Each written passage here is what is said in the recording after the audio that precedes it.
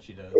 Um, but in this first fight with her, she's told like use the tornado tempo as a last resort, and if you miss, you're gonna lose. And so she's able to get uh, Miss Doublefinger really close, and she's like, and it's funny like the whole time, every time she does like a new thing, it's a party trick. So as the fight goes on, Miss Doublefinger just isn't defensive anymore. So because her defenses go down, and the tornado, she's able to do the tornado tempo without Nico Robin even caring. Like a couple birds on springs come out and just twist around her arms, and she's like looking at this like what are you doing? Like I'm gonna freaking kill you now. You're annoying. She's about to kill Nami, and all of a sudden like it works and it spins her around and into a tornado, and it defeats Miss Doublefinger, and you're like, oh my god, Usopp actually made a weapon. A weapon that actually works. So Nami wins. Like I said Ah, earlier, he gets a lot better later on. yep, he does. Black Star shoots. Exactly. Uh, oh, and He's then he's a late bloomer, very late. yeah, Yeah, yeah. that's exactly what you can call yourself. So we got then what happens next? It's Zoro versus Mr. One, and this is a cool like um, character building um, for Zoro, and we learn a little bit more about what his relationship with his master is. And he was asking his master when he was a kid. He's like, I want to cut everything. He's just like, I want I want to be able to cut nothing, but then cut anything. That was the logic there, and he's like, be wary of the person who can cut anything. You want to be able to cut nothing and everything at the same time, and he was contemplating that, and basically Zoro is getting his ass kicked because this guy is literally made out of steel blades, and his goal is like, in order for me to win, um, I need to be able to cut steel, and something he gets attacked, and all these rocks fall on him, and somehow miraculously, it's like he hits instant instinct or something like that. It's like an out of body experience, kind of like a meditation thing, or like if you're playing a video game, and all of a sudden you're just like beating levels left and right. You're just in the groove of being able to defeat a certain area without taking any hits, without dying once. You're just in the zone basically, and that's what happens to Zoro. And so miraculously he gets cut in the front, and he's hurting bad, and then rocks fall on him, and he's able to dash or get around them. But he's Zoro, and he's the most resilient fighter ever, and he thinks back to what his master said, like, I'm cut nothing, but then cut anything, and then he gets the idea of I think it's what is it? Swordplay that cuts nothing. Oh, rhythm. That's what it is. He gets the rhythm of It's different called things. Female Rhythm. Yeah, and he gets the rhythm of steel, and he's thinking about steel, and he tries to cut a fern, but it doesn't cut, and it goes against what he thought being a swordsman was, and he's just like, oh, this is a different thing, and he's like out of body, and he does one more. Him and Mr. One do one more. All right, let's go at each other, see who wins, and he's able to cut Mr. One and survive. Uh, and he's like, wow, I was able to cut steel.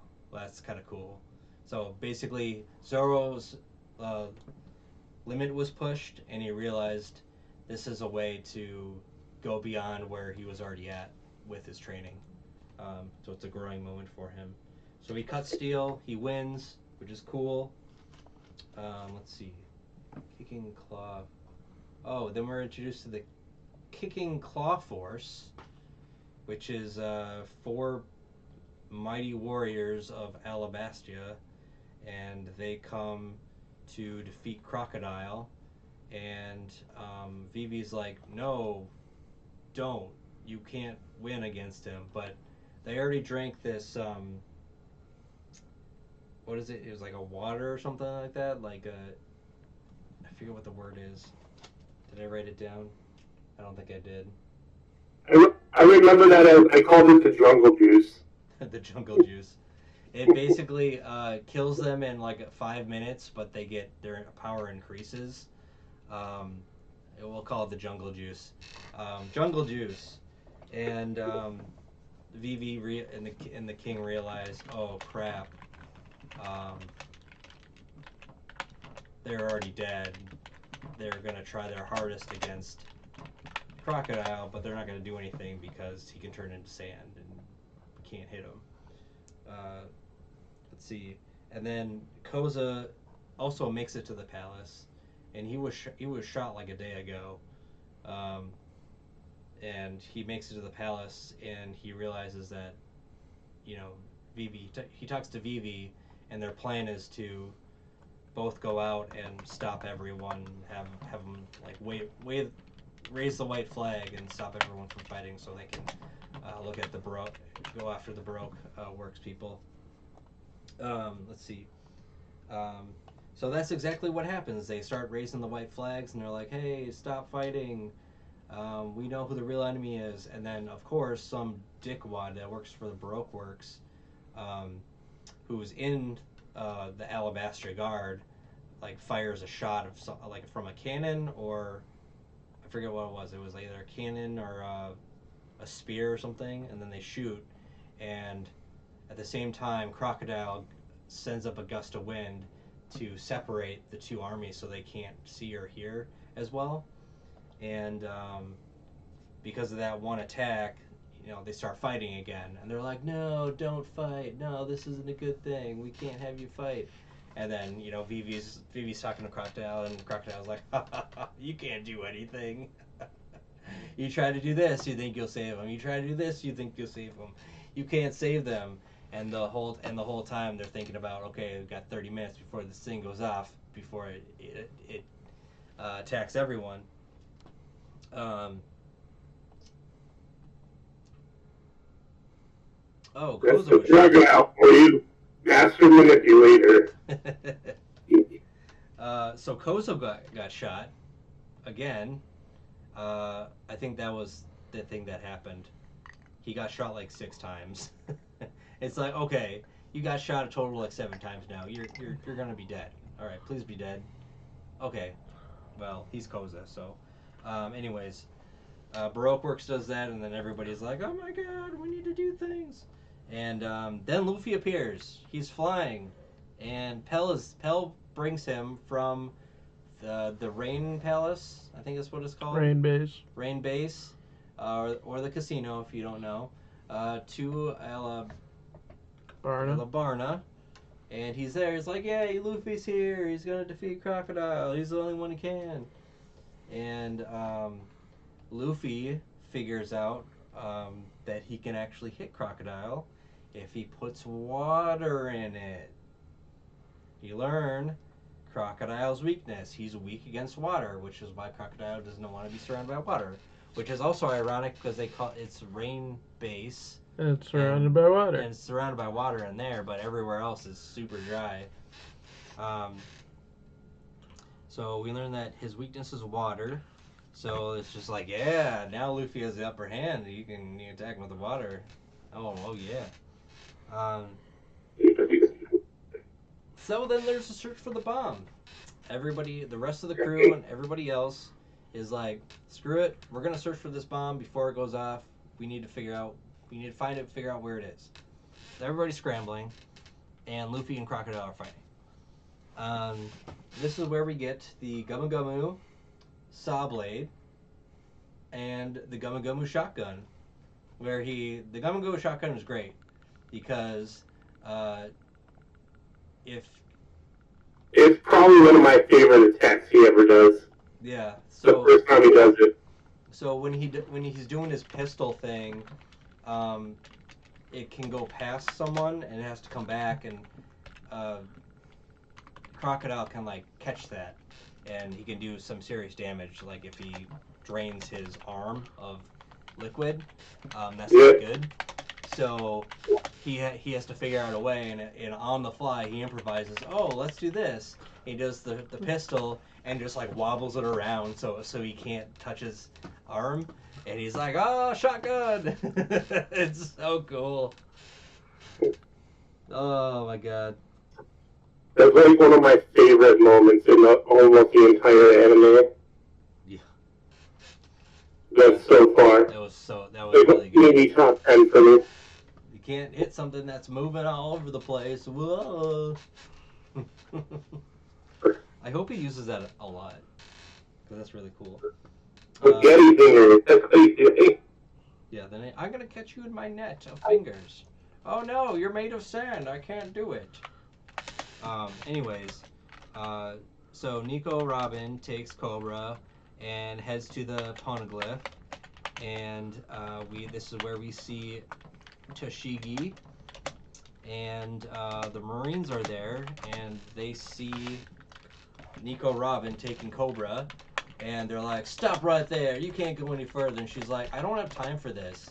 It's like, you either let me pass or I'm gonna have to like kill you guys. And they're like, no, you need to stop. And so she does her power, and the arm power, the flower fruit, and she chokes out a lot of the Marines, and basically puts Toshigi on her deathbed because she can't move by the time she's done with her. And so they just go on walking normally, and we learn about Nico Robin's bounty, and about how like 20 years ago she attacked a ship or something like that, which killed a lot of people, and ever since then there's been a bounty on her. I can't remember what the bounty number was. Oh right, it was like 70 million. That's right, because she was with Crocodile. 70 million berries for thing. Anyways, so yep, we got a Nico Robin flashback, flashing back to the point when she was like 8 years old or whatever, and doing something on a ship that she probably shouldn't have been doing, and killed all these people. Anyways, so we see a dry Luffy because Crocodile gets the best of him and basically sucks all the water out of him and leaves him to die. However, Luffy's also very lucky, and so all the water he had like inside of him, he spit it directly upward, a large portion, and it came down on him right after Crocodile left, to go after the Poneglyph.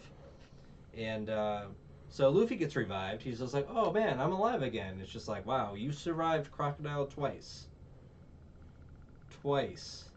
How is this a thing? So that was cool, even though he's really lucky. Nico Robin reads the Poneglyph, and Can you see that Crocodile doesn't break the rubber? What's that? Crocodile doesn't break the rubber? No, he should have done that. What an idiot. But Crocodile is way too overconfident. He thinks he knows like everything, every step of the way, which is why he's so easy to, like, if you deceive him once, his plans get thrown off. But he's very thorough in his work. So, anyways, so she's reading the Poneglyph, and Crocodile comes down there too. And it's just like, oh, hey, you're reading the Poneglyph. What does it say? And she's like, well, you'll be disappointed. I want you to read to me. And she reads off a bunch of like, in 324, this king reigned. And in 378, this king reigned. And it was just like a historical event. And she's like, it doesn't mention the what is it called? The Pluton? And she's like, no, it doesn't. And he's like, all right, well, we had a deal, and you said you'd show me where the Pluton is, and I'm gonna kill you now. Cool. That was a fun time we had together, but now you're gonna die. Shocker. Yeah, shocker. Him turning on his first partner. And I think this is where I wrote. No, I didn't write that. So this is where his philosophy is, you can't trust other people, so just screw them over and like take everything, as opposed to Luffy's philosophy, which is trust in others and they'll get your back. And he just like,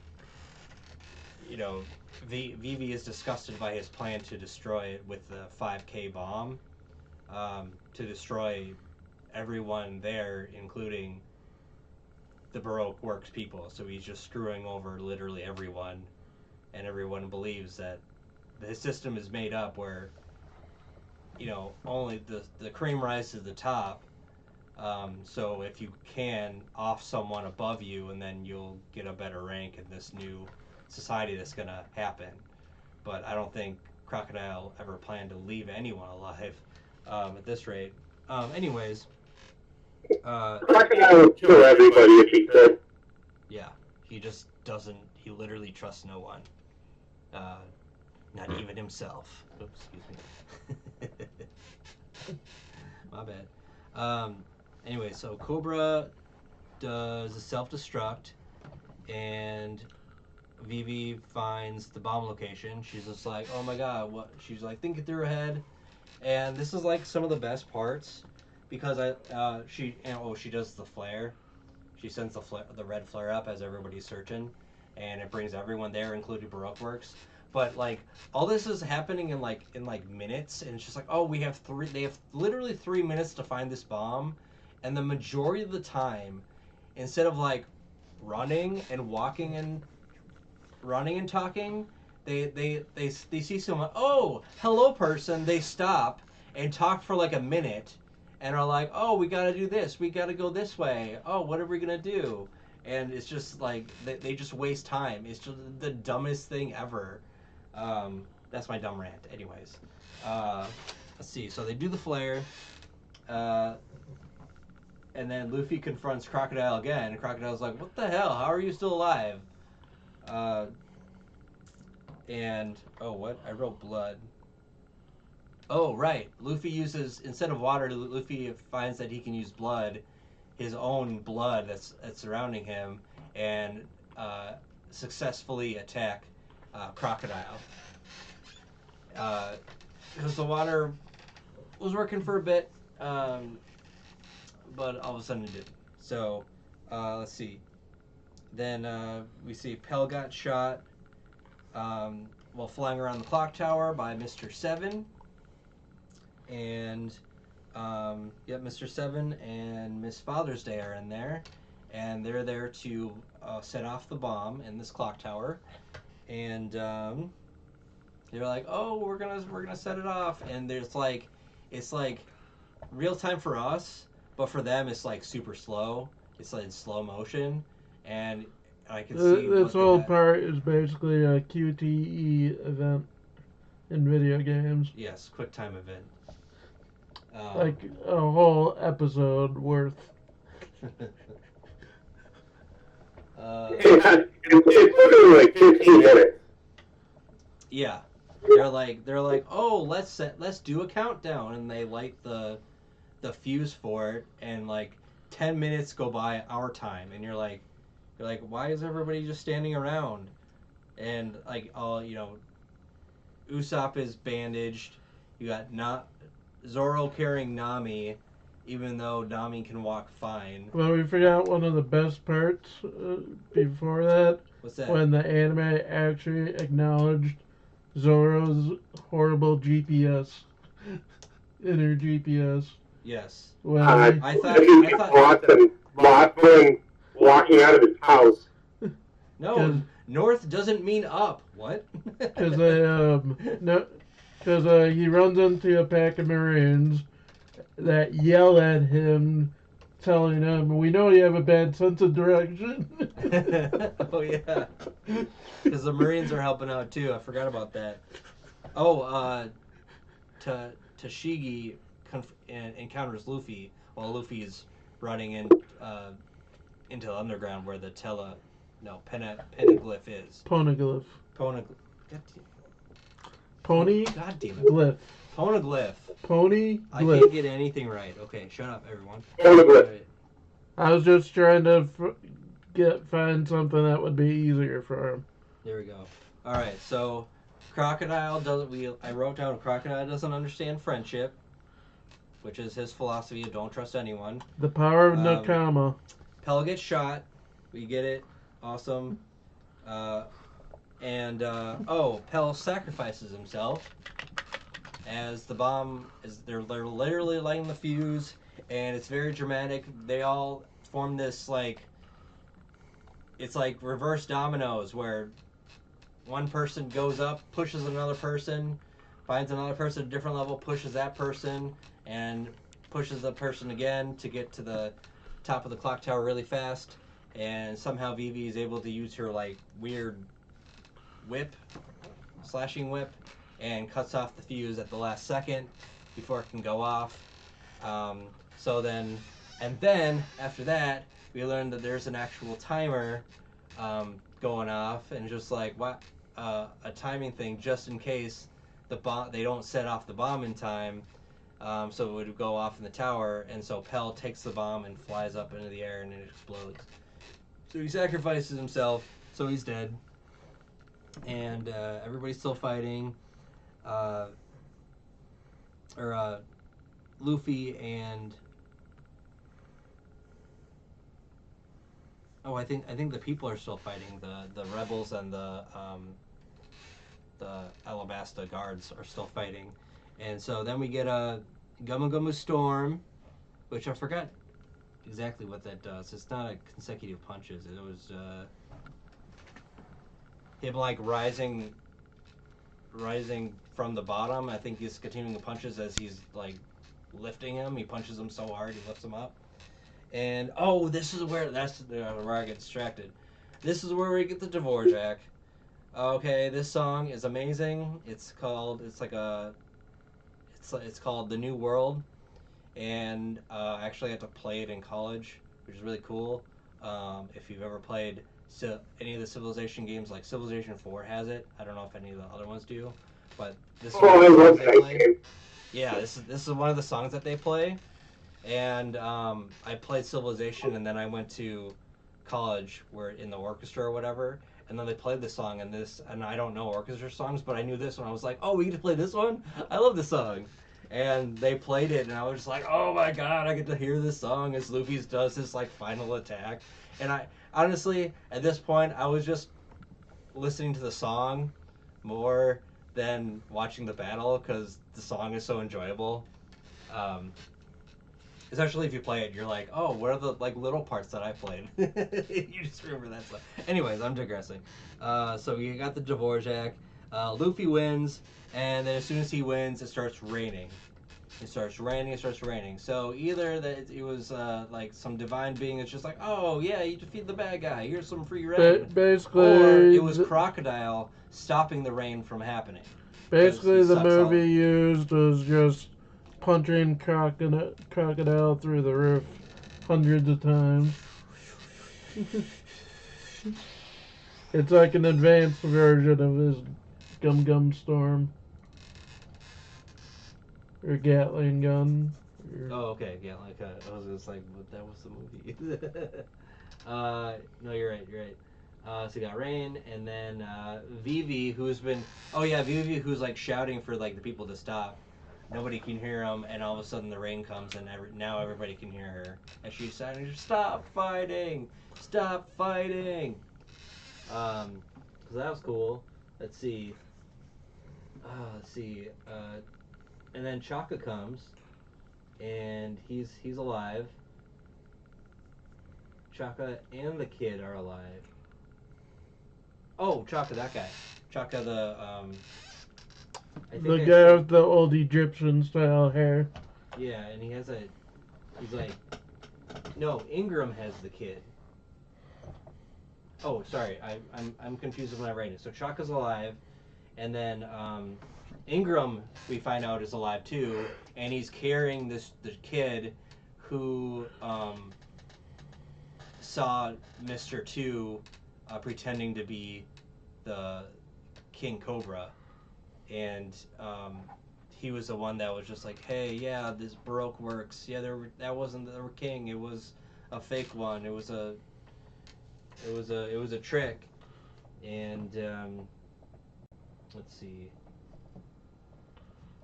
And well, Crocodile's now on the ground, and the Marines are surrounding him. And Tashigi, did I say that right? Yeah, Tashigi says that Crocodile is no longer a warlord, and he's now arrested for the crimes of what he's trying to do in Alabasta. Uh, and we find how principled Tashigi is. She doesn't go after the Straw Hat Pirates. She lets them go because of what they were doing to help. Because Luffy just saved that ass. Yeah, and they even had like one of the Marines like yelling at her like, "Hey, all the pirates, the Straw Hat Pirates are here. We should take them in." She's like, "No, we shouldn't.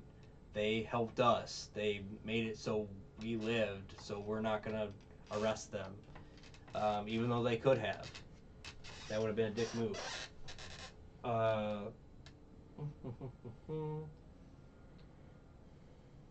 Let's see.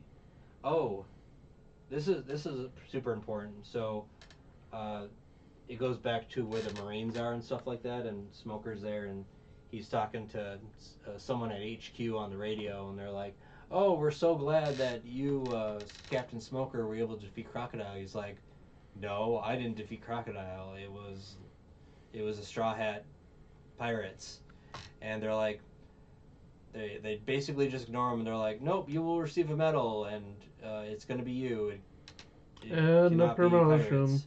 Yep, you'll get a promotion and medal, and it'll be great. And you're gonna go to the Because ceremony. I can't get good stuff.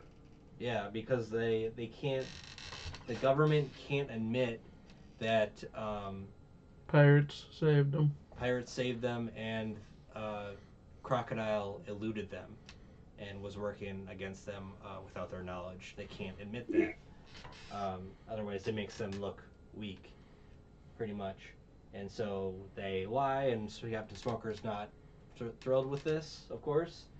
So, anyways, then after that, there's a dinner. Everybody's eating food because Luffy was promised all the food in the world, and we see Ingram's wife, who looks exactly like Ingram, but is a Just woman. with boobs. Yeah, and even has a deep voice. But she is the head server at the castle, and so she takes on Luffy's challenge of serve.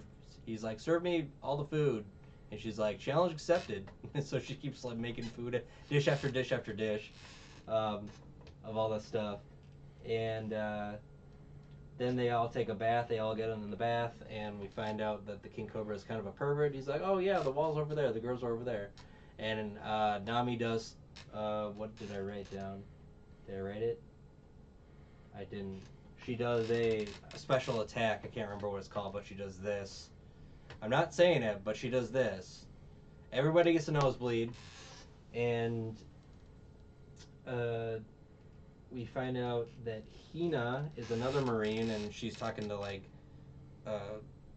Captain Smoker, and she's like, "Oh, it sounds like you were happy that Luffy and the Straw Hat Pirates got away." He's like, "Nope, I'm not happy." She was like calling him out, basically. And she's another captain of the Marines, and she'll play a part in just like 2 seconds here. But Bon, aka Mr. Two, you find out that he took Luffy's ship, and it's in the Sandora River, and he's like, "Hey, we're friends, aren't we?" Even though they were just like on the opposite sides, but you know they became friends beforehand. So we've learned that Vivi has an escape plan. She plans to leave Alabastia to go with the Straw Hat Pirates, and Ingram finds something fishy, but he doesn't figure it out. And Vivi has a speech that she has to do at like um, noon or something like that, or no, 8 o'clock. I think it was 8 o'clock in the morning, and they delayed it for like 2 hours. But we find out it takes like 4 hours to get to the east side of the island where they're gonna pick up, she'll be picked up. So it's all like it's all a scheme that's happening.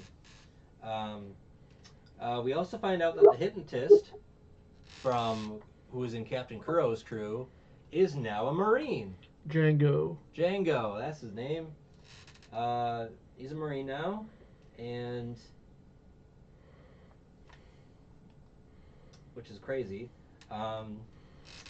So we also learned that Bonner, Mr. Two, got their ship, and he wasn't there to steal it.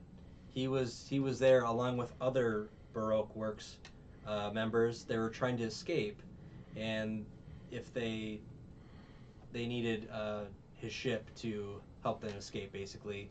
So he gets the ship for them. They're like, "Yay, you got our ship, cool!" And find out he wasn't doing it for as a friend. He was doing it so he could escape himself with the island surrounded by Marine ships. So they all get on the ship. I think. Does Nami make a deal with him or something like that? It's just like, oh, you owe us for this and this. I can't remember. It sounds like she would, but anyways, they're thankful that their ship wasn't taken, and so they're able to sail. And as they're sailing away, Bon acts as decoy because they're surrounded on all sides by these ships, and they dress up like the Straw Hat Pirates, and they pretend like they're getting away. So all the ships go after Mr. Two's ship, and they look at that, they're all fake, and they helped Luffy escape, and Luffy and the Going Merry barely escaped themselves. They only have a 3-minute head start, basically, and they get to the rally point, and they get to the speech that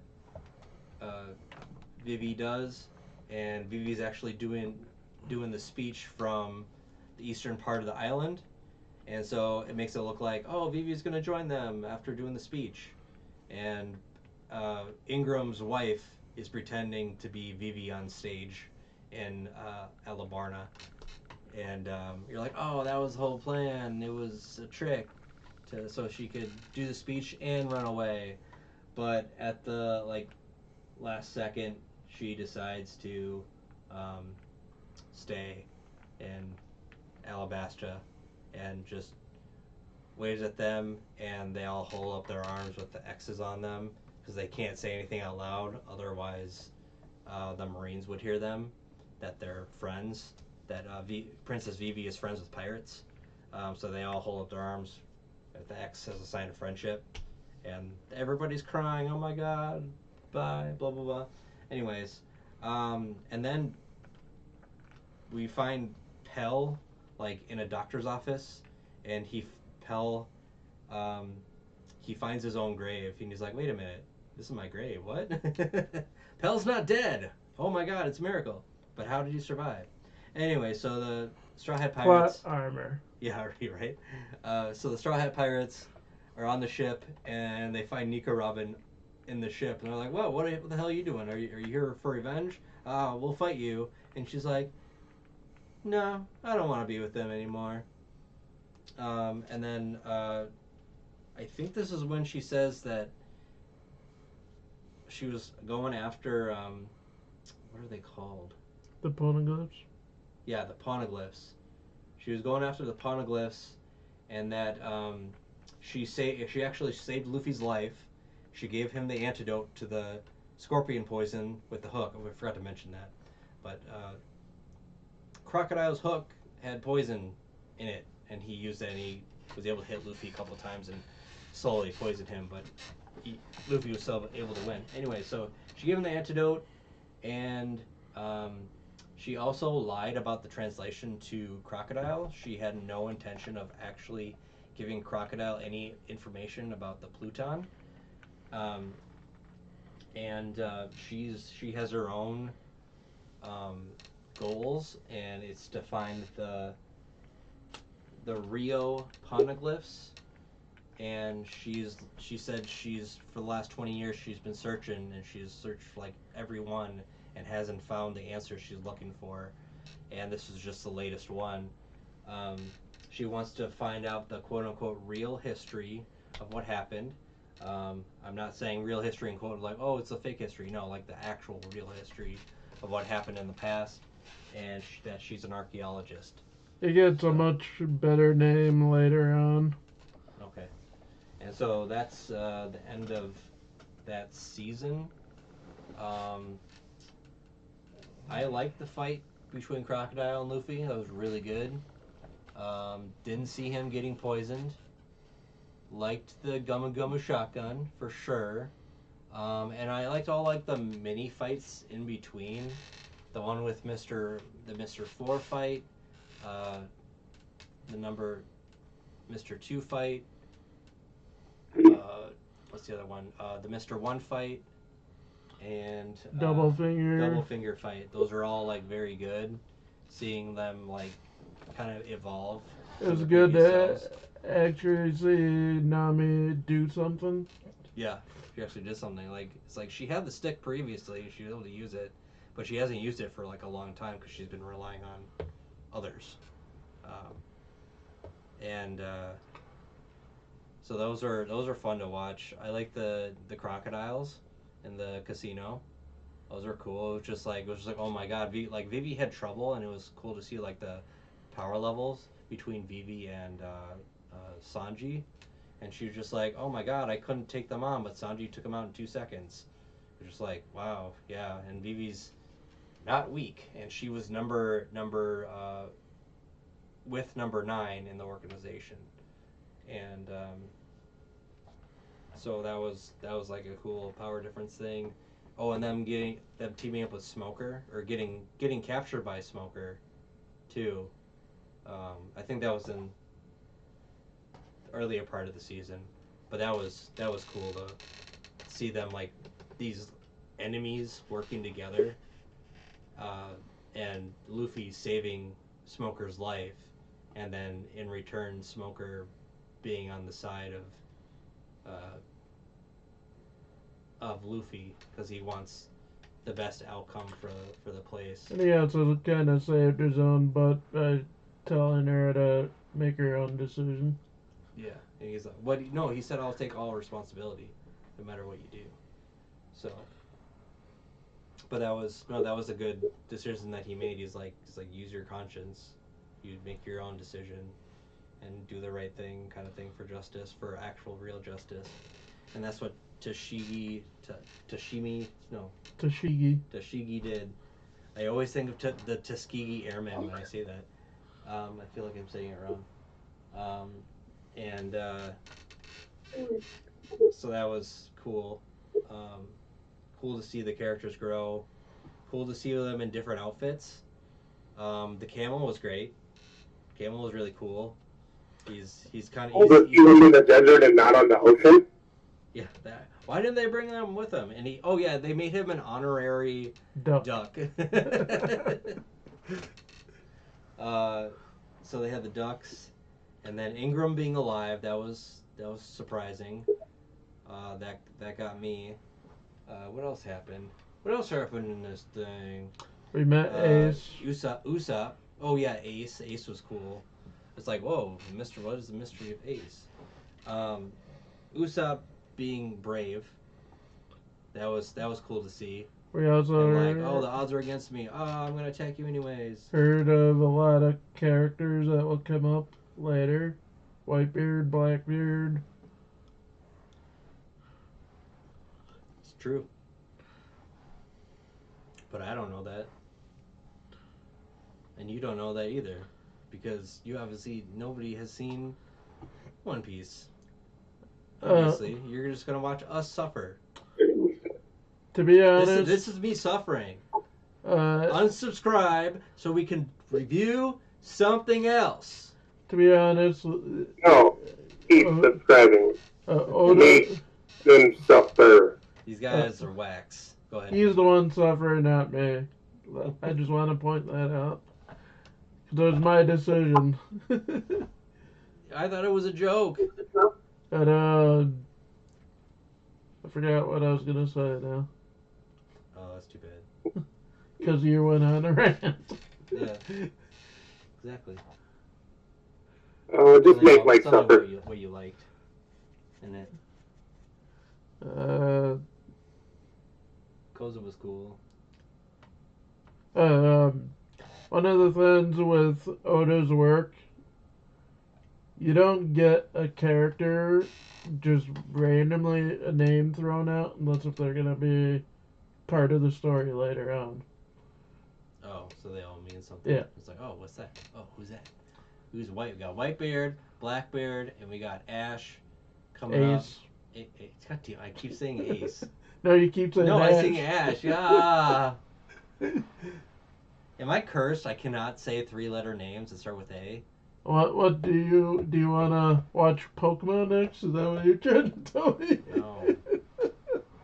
No, don't give them ideas. Maybe after Yu-Gi-Oh. I will strangle them all with my non-existent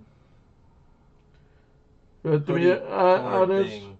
Pokemon would be a lot easier because the seasons are a little shorter than the series. I think are shorter than Yu-Gi-Oh. Okay. But I like Yu-Gi-Oh. I know Yu-Gi-Oh. There's some episodes that are the notes will be so Majority. much easier in Yu-Gi-Oh, at least for your part. yeah. Because like I've told you, Yu-Gi-Oh, the story is usually told within the duels. Joey, you gotta save your Wait. sister. We Oh, always she can blind. use some inappropriate Joey Wheeler in our life. She's blind. Yugi, you're worthless. Joey. Mike, do you have anything to add?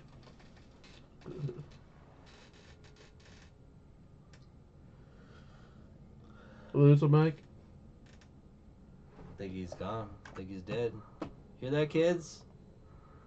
Yeah, He's dead. he just left out of nowhere. He probably dropped out. He probably Oh. didn't know he dropped out. He said, I guess it's time to duel. That's right. Um, Oh, we got 3 people watching. Whoa, all 3 people. Well, you missed all the reviews. one of them's you, And if one of you them's wanna him. make- and then Please there's- unlike and unsubscribe so we don't have to do One Piece anymore. But, It's time to do the duel. Please. Please, for the love of God. Unsubscribe. Get under 10K. No. Mike, did you have anything you wanted to add about your opinions of the season? It's time to duel. That's what you got out of this? I mean, Luffy and Crocodile had a duel. No cards were involved, but they dueled. You know what I'm saying? Zoro and Mr. One had a duel. No cards were involved. Nami and Miss Doublefinger had a duel. No cards were involved. And then we had a 2-on-2 battle with Usopp and Chopper versus Number 4 and Miss Merry Christmas. Boom. How did I get those names? I don't And know. Lasso. What? And the dog. Oh, it was a 3-on-2 battle. Ooh. Oh, no. They had the camel. It was a 3-on-3 battle. The camel was there. But let's just say the MVP of this season definitely was the camel. Got to be a duck. Got to be a simp for the chicks. Got to observe amazing duels, and then became an honorary duck. Boom, boom. Life is good. Oh, those people left. Fuckers. That was our review. We're gonna skip the next 11 episodes because it's OVA. We don't really want to watch any filler. I'm still watching it. I don't have to take notes though, so it's nice. And then next week we're gonna do the first 18 episodes of the first Skypiea season. Because it's 35 episodes, so we're gonna do 18 and 17 the following week. Join us. We have nothing scheduled tomorrow. Saturday we're gonna do a session part 1 of or session 0 part 1 of our upcoming anime D&D campaign, where I'm just gonna run everybody through all the races and classes just so everybody can get an idea of what they're gonna make. Then a couple weeks from that we'll do the real session 0 where everybody makes their characters. Lost every single one. Damn it, son. And Monday we're gonna Ski Nerd and I are gonna watch an afternoon showing of Terrifier 3, and we're gonna review it around 9 o'clock. Cause somebody has D&D to play. Yeah. I'm really excited for it. I worked during the premiere tonight, and I heard really good things about it. Or really bad things, depending on your. My work even got invaded by Art the Clown, and I was happy. Yeah, it's either really good or really bad, depending on your viewpoint. He looked really good, and he was also like over 6 feet tall. Oh, that works. He even had Did you give him a flower? Did you give him sunglasses? I didn't have any to give. If I didn't. Well, you didn't know he's coming in either, so. But funniest thing I heard because of that was because I was at concessions outside it, and I just heard the person in front of me go, "What the fuck?" I turn around and I see. This review is for children. How dare you? I turn around and I just see Art the Clown. Yeah. He was smiling. He was having a good time. He's a gentleman and a scholar. Just her reaction. Best. No, 40K coming. No, not 40K. Her reaction was the best that I heard all night. How about here's this for incentive. If we get to 40K, he has to play the new Space Marine game that just came out. What do you think, Mike? I need to finish Dragon Ball first. Well, you're not at 40K yet, so no worries. If Mike is still there. Oh, right, 30-second delay. And yeah, join us Monday for our Terrifier review. And if you've seen it, if you saw it tonight or seen it before we do, please no spoilers in the comments. Because I read every single comment, and this is a movie I'm really looking forward to. So, spoil it in the comments for him. Yay! Dun, dun, dun, dun. I've already heard that the 10 minute. There's a mallet and a meat grinder waiting for us. I've already heard that there's a scene that's worse than the 10-minute opening scene that I was excited for before. I've already heard that. Just from a guy that knew that I wasn't going to see it for a few days, and he just wanted to tell me that much. Are you ready for a ride? And, yeah, join us Saturday, Monday. We'll do the next part of One Piece probably next Thursday.